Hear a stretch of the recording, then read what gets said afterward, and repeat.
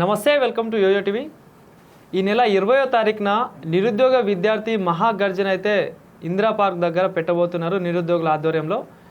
So Congress ప్రభుత్వం అధికారంలోకి వచ్చి దగ్గర 2 సంవత్సరాలు పూర్తి వస్తుంది. కానీ జాబ్ క్యాలెండర్ ఇచ్చినా కానీ మాకైతే ఎలాంటి నోటిఫికేషన్లు అయితే రావట్లేదు. కాంగ్రెస్ ప్రభుత్వం మమ్మల్ని కంప్లీట్గా మోసం చేసిందంటూ ప్రధానంగా నిరుద్యోగుల ఆరోపణ. సో మరి ఒక పక్క కాంగ్రెస్ పార్టీ ఏమో 59,000 ఉద్యోగాలు ఇచ్చామని ప్రధానంగా చెప్పుకుంటున్న పరిస్థితి. సో మరి దీనిపై వాస్తవాలు ఏందని కూడా మాట్లాడించే ప్రయత్నం చేద్దాం. మనతో పాటు మాట్లాడడానికి అశోక్ సార్ ఉన్నారు. సార్తో మాట్లాడి మరిన్ని విషయాలు తెలుసుకుందాం. సార్ ముందుగా నమస్తే. నమస్తే మిత్రం. సో ఈ నెల 20వ తారీఖున మహాగర్జన ఉండబోతుంది నిరుద్యోగులకు సంబంధించింది. కాంగ్రెస్ పార్టీ ప్రధానంగా చెప్తా ఉంది జాబ్ క్యాలెండర్ ఇచ్చినాం, 59,000 ఉద్యోగాలు ఇచ్చినామని చెప్తా ఉన్నారు. ఏంటి వాస్తవాలు ఏంటి? అసలు వాళ్ళు ఇచ్చింది వాస్తవంగానే అయితే 5,000 ఉద్యోగాలు అయితే ఇచ్చారు. మొత్తం ఇవ్వలేదు అని చెప్పట్లేను, 5,000 ఉద్యోగాలు ఇచ్చారు. వాళ్ళు 12,000 ఉద్యోగాలకు నోటిఫికేషన్, వాళ్ళు ఇచ్చిన నోటిఫికేషన్ సంబంధించి అధికారంగా ఇచ్చింది 12,000 ఉద్యోగాలు నోటిఫికేషన్ ఇస్తే 5,000 ఉద్యోగాలు అవి కూడా ఒక డిఎస్సి మాత్రం. ఆ డిఎస్సి కూడా పాత గవర్నమెంట్ 6,500 ఉద్యోగాలు ఇస్తే దానికి 5,000 ఉద్యోగాలు కలిపి ఒక డిఎస్సి నిర్వహించారు. ఆ డిఎస్సి పోస్టింగ్ ఇచ్చారు, 5,000 ఉద్యోగాలు ఇచ్చారు. దానికి సంబంధించి హెల్త్ డిపార్ట్మెంట్ సంబంధించి ఫార్మసిస్ట్ కానీ, హెల్త్ అసిస్టెంట్ కానీ, మరికొన్ని ఉద్యోగాలు నర్సింగ్ కానీ ఇవన్నీ కలిపి 7,000 ఉద్యోగాలు సంబంధించిన నోటిఫికేషన్ ఇచ్చారు. ఎగ్జామ్ రాశారు, అది ఇంకా రిజల్ట్ రాల. ఇది వాళ్ళకి సంబంధించిన ఉద్యోగాలు. ఇక మిగిలినటువంటి 59,000 ఉద్యోగాలు ఎవరివి అంటే గత గవర్నమెంట్ ఇచ్చినటువంటి ఉద్యోగాలు. గత గవర్నమెంట్ నోటిఫికేషన్ ఇచ్చింది, గత గవర్నమెంట్ ఎగ్జామ్ పెట్టింది. ఎన్నికలు అంటే వాళ్ళు కూడా చేసే తప్పిదం ఏంటంటే ఒక 2 ఏళ్ల ముందు నోటిఫికేషన్ ఇచ్చుంటే వీళ్ళకి 60,000 ఉద్యోగాలు చెప్పుకునే అవకాశం ఉండేది కాదు. వాళ్ళు దరిద్రులు ఏం చేశారంటే సంవత్సరానికంటే ముందే ఇచ్చారు. ఒక 2 ఏళ్ల ముందు ఇచ్చి ప్రాసెస్ కనుక కంప్లీట్ చేసి ఉంటే వీళ్ళ సకదనం కనబడేది. ఇప్పుడు నిజంగా వీళ్ళు 12,000 ఉద్యోగాలు ఇచ్చిరా, 8,000 ఉద్యోగాలు ఇచ్చారని లెక్క తెలిసారు. ఒక 6 నెలల ముందు జరుపుకుంటే వీళ్ళకి 60,000 ఉద్యోగాలు చెప్పుకునే అవకాశం దొరికేది కాదు. కాబట్టి వాళ్ళు ఇచ్చినట్టు అంటే పోలీస్ రిక్రూట్మెంట్ 15,400 పైన ఉద్యోగాలు ఉంటే అది వాళ్ళ టీఆర్ఎస్ గవర్నమెంట్ నోటిఫికేషన్ వాళ్ళదే, ఎగ్జామ్ వాళ్ళే పెట్టారు, గ్రౌండ్ వాళ్ళే పెట్టారు, ఫలితాలు కూడా వాళ్ళే ఇచ్చారు. వీళ్ళు చేసిన నియామక పత్రాలు మాత్రం ఇచ్చారు.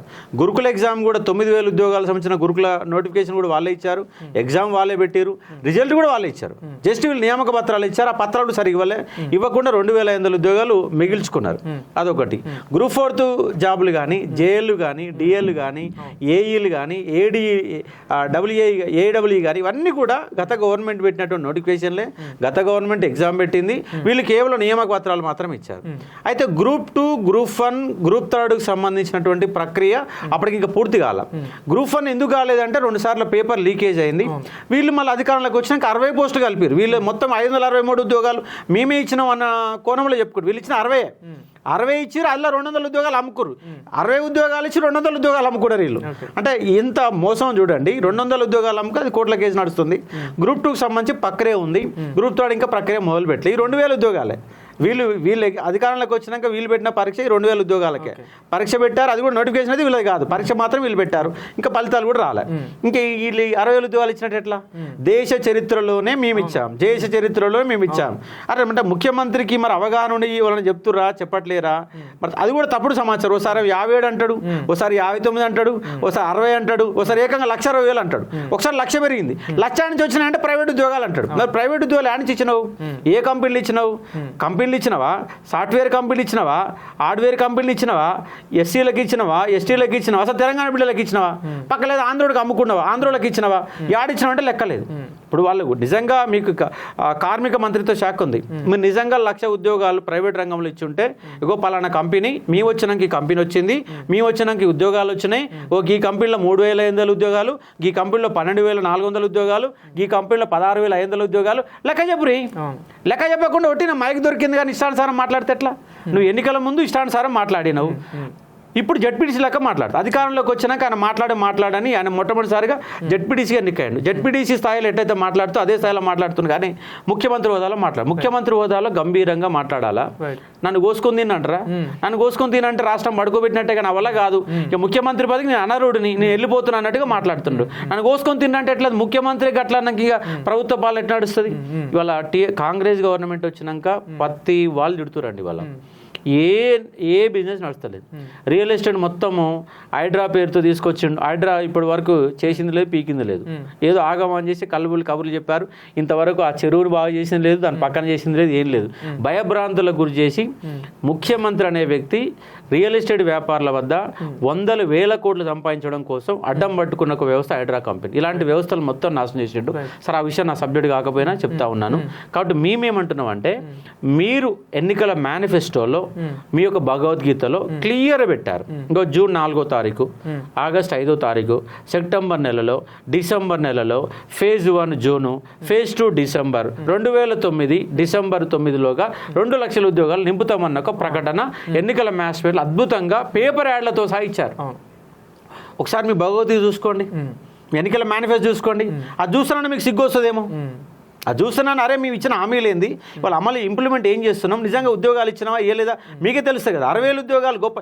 మీరు ఎక్కడన్నా ఎన్నికల మేనిఫెస్టోలో ఇగో టీఆర్ఎస్ గవర్నమెంట్ 89,000 నోటిఫికేషన్లు ఇచ్చింది, దాంట్లో 60,000 ఉద్యోగాలు ఉన్నవి, 60,000 ఉద్యోగాలు కూడా మా 2 లక్షల ఉద్యోగాలు ఇవి కూడా కలిసి ఉన్నాయి అని మీరు ఇచ్చిరా? మీరు ఏమన్నారు? జూన్లో నోటిఫికేషన్ ఇస్తాం, డిసెంబర్లో నోటిఫికేషన్ ఇస్తాం, ఫేజ్ 1 నోటిఫికేషన్, ఫేజ్ 2 నోటిఫికేషన్. అసలు నోటిఫికేషన్ సంబంధించి ఇది లెక్క ఉంటే 60,000 ఉద్యోగాలు అని ఇచ్చినావు. నోటిఫికేషన్ ఇవ్వకుండా 60,000 ఉద్యోగాలు ఇస్తావా? ఇవ్వ కదా. నోటిఫికేషన్ లేకుండానే 60 ఉద్యోగాలు ఇప్పినటువంటి చరిత్ర దేశ చరిత్రలో కాంగ్రెస్ వాళ్ళకి ఒక్కరికి మిగిలిన ఎవరికి నోటిఫికేషన్ ఇవ్వకుండా మరి ఎట్లా ఇచ్చారు? వెనక అన్న బ్యాక్ సైడ్కి వెళ్ళి ఇచ్చారు ఏమన్నా? అట్లా అంతే కదా. నోటిఫికేషన్ కూడా నువ్వు ఉద్యోగం అంటే ఇస్తావు. మరి నోటిఫికేషన్ లేకపోయా, నువ్వు నోటిఫికేషనే నువ్వు జూన్లో పెట్టుకో. 2024 డిసెంబర్ జూన్లో, 2024 డిసెంబర్లో నోటిఫికేషన్ పెట్టుకున్నావు. 2020 లెక్క పంచాయతీ లేదు. మరి ఇయర్ క్యాలెండర్తో 2025కి వచ్చినావు. ఆ 2025కి వచ్చినాకన్నా ఏమన్నా లెక్కలు అమలు చేసినావా? ఎస్సీ వర్గీకరణ ఇప్పుడు 2 నెలలు దాటింది, ఇంతవరకు మొదలలేదు. ప్రధానంగా కాంగ్రెస్ పార్టీలో సంబంధించిన వాళ్ళు పెద్దవాళ్ళు కూడా ఏమంటా ఉన్నారంటే, ఈ జాబ్ నోటిఫికేషన్ వేయడానికి మాకు మెయిన్గా 3 కారణాలు అడ్డొస్తాయి. ఎస్సీ వర్గీకరణ అడ్డొచ్చింది, అదేవిధంగా గతంలో జరిగిన గ్రూప్ 1 సంబంధించిన రిలీజ్ కానీ, ఆ కోర్టు కేసు కానీ, ఇలా కేసులో ఉండడం వల్ల, కోర్టులో ఉండడం వల్ల మేము రిలీజ్ చేయలేకపోతున్నాం. అది క్లియర్ అయ్యేంత వరకు చేయలేము కదా అని చెప్పేసి ప్రధానంగా వాళ్ళు అనుకుంటున్నారు. కోర్టు కేసు నీకేం సంబంధమే? కోర్టు కేసు ఉన్నది పాత నోటిఫికేషన్, నువ్వు కొత్త నోటిఫికేషన్ వద్దంటారు. అంటే అది క్లోజ్ కాకుండా ఇది ఎట్లా చేస్తామని చెప్పి దానికి సంబంధం ఏంటి? నువ్వు చెప్పుకోవడానికి నాటకాలు ఆడుతందుకు దాని పేరు చెప్పడం అంతే. నువ్వు ఆడే దొంగ నాటకాల కోసం మాత్రం ఉపయోగపడుతుంది. దీనికి ఎలాంటి సంబంధం లేదు. కొత్త నోటిఫికేషన్ ఇవ్వచ్చు. ఇవాళ ఎస్ఎస్సి ఉంది, ఎస్ఎస్సి సిజిఎల్ ఉంది, రైల్వే రిక్రూట్మెంట్ బోర్డు ఉంది. అది ఒకసారి నోటిఫికేషన్ ఇచ్చి అది నడుస్తూనే ఉంటాయి. మళ్ళీ జనవరిలో మళ్ళీ నోటిఫికేషన్ ఉంటుంది, మళ్ళీ డిసెంబర్లో మళ్ళీ నోటిఫికేషన్ ఉంటుంది. ఎవరి ఇయర్ క్యాలెండర్ ఉంటుంది. మీకు అట్లా ఇయర్ క్యాలెండర్ లేదు కదా. గత టీఆర్ఎస్ గవర్నమెంట్ ఇయర్ క్యాలెండర్ లేదు, నిరుద్యోగులు మోసం చేసిందనే మీరు అబద్ధాలు చెప్పింది. సార్ ఇక్కడ ఒక క్వశ్చన్ సార్, అంటే ఈ జాబ్ క్యాలెండర్ కరెక్ట్ ఉందా అసలు? ఫస్ట్ అంటే ఏం చెప్తారు? అసలు జాబ్ క్యాలెండర్ ఇస్తామనే వీళ్ళు నమ్మింది ఎట్లా అంటే, టీఆర్ఎస్ గవర్నమెంట్ 10 ఏళ్ల కాలంలో జోనల్ సిస్టమ్ పేరుతోని బాగా ప్రొలాంగ్ చేసింది. ఒక గ్రూప్ 2 ఒకటి నింపారు, ఒక 3 మాత్రం అద్భుతంగా పోలీస్ రిక్రూట్మెంట్ బోర్డు వాళ్ళని కాపాడుకుంటుందికా మరి ప్రజలను కాపాడుతుందిగా తెలియదు కానీ 50,000 నోటిఫికేషన్ల ద్వారా 50,000 ఉద్యోగాలు ఇది పోలీస్ రిక్రూట్మెంట్ కూడా చేశారు. అదొకటి చేశారు. గురుకులకు సంబంధించి కొత్త గురుకులా ఇచ్చారు కాబట్టి అదొకటి చేశారు. ఒక డిఎస్సి నిర్వహించారు. వాళ్ళు అంటే మనం తెలంగాణ రాష్ట్రం అనేది నీళ్లు నిధులు నియామకాలు అనే ఒకే ఒక ప్రక్రియ ద్వారా తెలంగాణ ఉద్యమాన్ని బలంగా నిర్మించింది నిరుద్యోగులే. టీఆర్ఎస్ గవర్నమెంట్ అధికారం తెచ్చింది నిరుద్యోగులే. టీఆర్ఎస్ గవర్నమెంట్ ని దింపింది నిరుద్యోగులే. మళ్ళీ మిమ్మల్ని అధికారం తీసుకొచ్చింది కూడా నిరుద్యోగుల పాత్ర లేకుండా మీ ప్రభుత్వం లేదు. దయచేసి ఏమంటున్నామంటే, మీరు అబద్ధాలు చెప్పడం మానేయండి, 60,000 ఉద్యోగాల లెక్కలు చెప్పడం మానేయండి. మీరిచ్చిన నోటిఫికేషన్లు ఏంటి, మీరు నింపిన ఉద్యోగాలు ఏంటి, 2 లక్షల ఉద్యోగాల ప్రణాళిక ఏంటి, ఇయర్ క్యాలెండర్ ఏంది, ఎప్పుడు ఇంప్లిమెంట్ చేస్తాం, ఎప్పుడు నోటిఫికేషన్, త్వరలో అనే పదం వాడకండి. ఇప్పుడు ప్రధానంగా అదే అంటాం, త్వరలో అనకండి. కొంచెం టైం ఇవ్వండి. టైం ఎందుకు ఇవ్వాలి నీకు? నువ్వు 2000 డిసెంబర్ 9లో ఇంప్లిమెంట్ చేయాల్సిన ఉద్యోగాలకి ఇక మళ్ళీ టైం ఎందుకు? ఇంకా నువ్వే టైం పెట్టినావు, మేము టైం పెట్టలే. నువ్వు ఒక మేనిఫెస్టోలోనే క్లియర్ కట్గా జూన్లో డిసెంబర్లో ఫేజ్ 1 ఫేజ్ 2 నువ్వే టైం పెట్టి నువ్వే టైంని మళ్ళీ ఉల్లంఘిస్తే ఎట్లా? మళ్ళీ త్వరలో అంటే పదవి ఎక్కడ వస్తుంది? అంటే అన్ని బద్మాష్ మాటలు ఇవన్నీ, వీళ్ళన్ని తప్పుడు మాటలు, ఇవన్నీ మిస్గైడ్ చేసే మాటలు. కానీ విద్యార్థులు మిస్గైడ్ ఏమైతే లేదు. అంటే ఇంకో